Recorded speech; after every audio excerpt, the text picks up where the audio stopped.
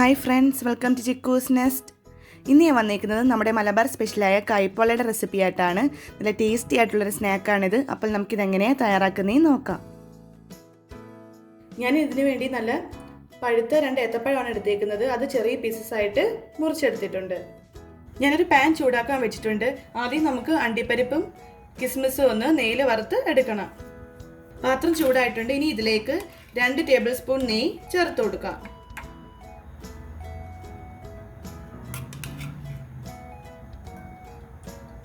നെയ്യ് ചൂടാവുമ്പോൾ ഇതിലേക്ക് അണ്ടിപ്പരിപ്പ് ഇട്ട് കൊടുക്കുക.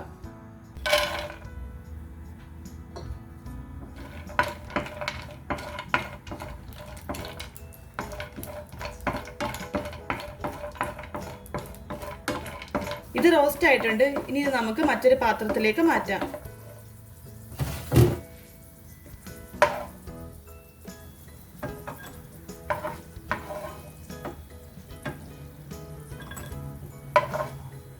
ഇനി ഇതിലേക്ക് കിസ്മിസ് ആഡ് ചെയ്യാം.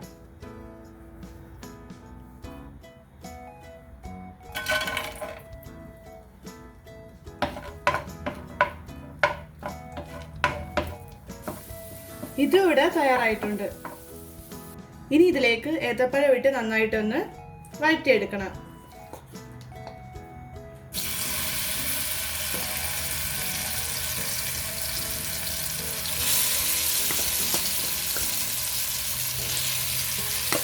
ഇനി ഏത്തപ്പഴം നല്ല സോഫ്റ്റ് ആയിട്ട് വരണം.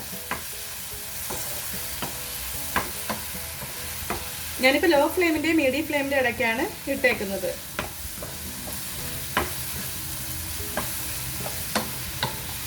ഇത് ചെയ്യുമ്പോൾ നമ്മൾ നന്നായിട്ട് പഴുത്ത ഏത്തപ്പഴം വേണം എടുക്കാൻ. അതാവുമ്പോഴായിരിക്കും ടേസ്റ്റ് നന്നായിട്ട് കിട്ടുന്നത്. ഏത്തപ്പഴം ഞാൻ നന്നായിട്ട് വഴറ്റി എടുത്തിട്ടുണ്ട്. ഇനി നമുക്ക് ഫ്ലെയിം ഓഫ് ചെയ്തിട്ട് ഇതൊരു പാത്രത്തിലേക്ക് മാറ്റാം. ഇനി ഇതിലേക്ക് വേണ്ടിയുള്ള മുട്ടയും പഞ്ചസാരയും ഒന്ന് അടിച്ചെടുക്കണം.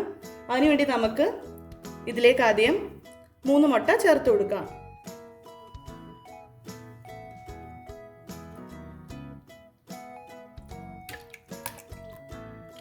ഇനി ഇതിലേക്ക് 1/4 കപ്പ് പഞ്ചസാര ചേർത്ത് കൊടുക്കണം. ഞാനിവിടെ ബ്രൗൺ ഷുഗറാണ് എടുത്തേക്കുന്നത്. അപ്പോൾ ഇതിൻ്റെ ആവശ്യമില്ല.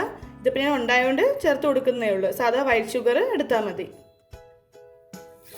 പിന്നെ മധുരത്തിൻ്റെ അളവൊക്കെ നമ്മുടെ ഇഷ്ടത്തിനനുസരിച്ച് ചേർത്താൽ മതി. ഇനി ഇതിലേക്ക് 1/4 കപ്പ് പാല് ചേർത്ത് കൊടുക്കാം. പാലിന് പകരം പാൽപ്പൊടി വേണേലും ചേർത്ത് കൊടുക്കാം. 1/2 ടീസ്പൂൺ ഏലക്കാപ്പൊടി ചേർത്ത് കൊടുക്കാം. ഇനി നന്നായിട്ടൊന്ന് അടിച്ചെടുത്തിട്ട് വരാം. ഈ മിക്സ് ഞാൻ നന്നായിട്ട് അടിച്ചെടുത്തിട്ടുണ്ട്. ഇനി നമുക്കിത് നേരത്തെ വറ്റി വെച്ചേക്കുന്ന ആ ഏത്തപ്പഴത്തിലേക്ക് ഒഴിച്ചു കൊടുക്കണം.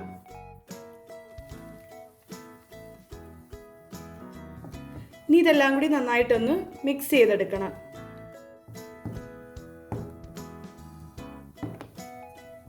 ഇനി ഇതിലേക്ക് നേരത്തെ വറുത്ത് വെച്ചേക്കുന്ന അണ്ടിപ്പരിപ്പും കിസ്മിസിന്ന് കുറച്ചൊന്ന് ചേർത്ത് കൊടുക്കാം.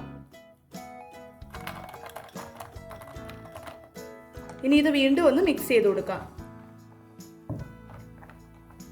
ഈ മിക്സ് ഇവിടെ റെഡി ആയിട്ടുണ്ട്. ഇനി നമുക്കിത് വേവിക്കാനായിട്ട് വെക്കാം. ഞാൻ ഈ പാത്രത്തിലാണ് ഇത് കുക്ക് ചെയ്തെടുക്കുന്നത്. ഇത് ഞാൻ ചൂടാക്കാൻ വെച്ചിട്ടുണ്ട്. പിന്നെ ഇതിലേക്ക് കുറച്ച് നെയ്യ് ഒന്ന് സ്പ്രെഡ് ചെയ്ത് കൊടുത്തിട്ടുണ്ട്. ഇനി ഒന്ന് ചൂടായി വരുമ്പോൾ ഇതിലേക്ക് നമുക്ക് ആ മിക്സ് ഒഴിച്ചു കൊടുക്കാം. ഞാനിപ്പോൾ നല്ല ലോ ഫ്ലെയിമിലാണ് ഇത് വെച്ചിരുന്നത്. ഇനി നമുക്കിതിലേക്ക് മിക്സ് ഒഴിച്ചു കൊടുക്കാം. ഇതിൻ്റെ അടിയിൽ വേണമെങ്കിൽ നമുക്കൊരു പാത്രം വെച്ച് കൊടുത്തിട്ട് ഇത് കുക്ക് ചെയ്തെടുക്കാം. അങ്ങനെയും ഞാൻ ചെയ്തിട്ടുണ്ട്. ഇതിപ്പോൾ എന്തായാലും ഞാൻ പാത്രം ഒന്നും വെക്കുന്നില്ല. നല്ല ലോ ഫ്ലെയിമിലിട്ട് കൊടുത്താൽ മതി. ഇനി നമുക്കിതൊന്ന് ലെവൽ ചെയ്ത് കൊടുക്കാം.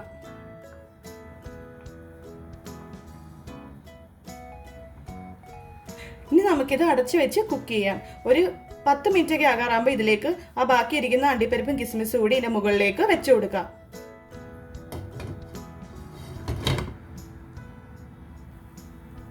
ഇപ്പോൾ 10 മിനിറ്റ് കഴിഞ്ഞിട്ടുണ്ട്. ഇനി നമുക്ക് ഇതിൻ്റെ പുറത്തേക്ക് ആ മാറ്റി വെച്ചേക്കുന്ന അണ്ടിപ്പരിപ്പും കിസ്മിസും വെച്ച് കൊടുക്കാം.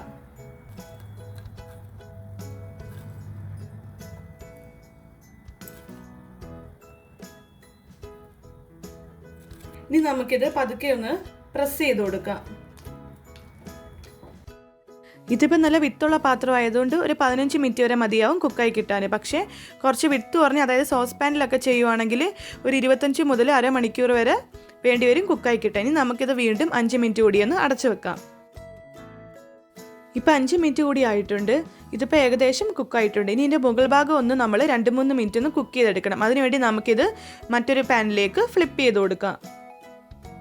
ഞാനൊരു മുകൾ ഭാഗം മുരിച്ചിട്ട് അത് വീണ്ടും ഒന്ന് ഫ്ലിപ്പ് ചെയ്ത് എടുത്തിട്ടുണ്ട്. ഇനി നമുക്കിത് സെർവിങ് ഡിഷിലേക്ക് മാറ്റാം. കൈപ്പള ഞാനിവിടെ ഒരു സെർവിങ് ഡിഷിലേക്ക് മാറ്റിയിട്ടുണ്ട്.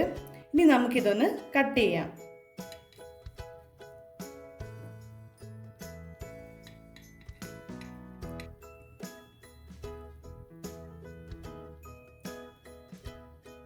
കൈപ്പോള നല്ല പെർഫെക്റ്റ് ആയിട്ട് തന്നെ കിട്ടിയിട്ടുണ്ട്.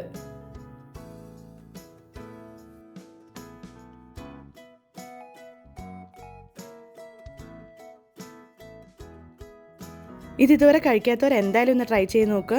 നല്ല ടേസ്റ്റിയും പിന്നെ ഉണ്ടാക്കിയെടുക്കാനും വളരെ എളുപ്പമാണ്. വീഡിയോ ഇഷ്ടമെങ്കിൽ എല്ലാവരും ലൈക്ക് ചെയ്യാനും കമൻറ്റ് ചെയ്യാനൊന്നും മറക്കല്ലേ. ഫ്രണ്ട്സിനും റിലേറ്റീവ്സിനെ എല്ലാം ഷെയർ ചെയ്ത് കൊടുക്കുക.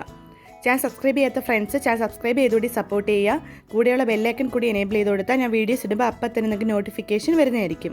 അപ്പോൾ നമുക്കിനി മറ്റൊരു നല്ല വീഡിയോ ആയിട്ട് വീണ്ടും കാണാം.